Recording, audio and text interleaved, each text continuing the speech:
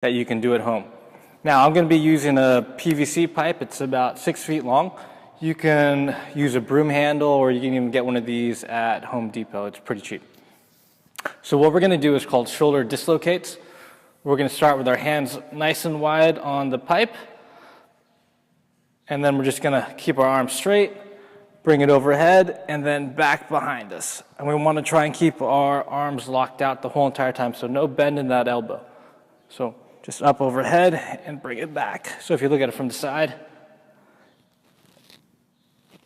And if that's pretty easy, what we're working on is trying to bring our hands closer and closer together. Now, at no point should it feel like you're going to pop your shoulder out.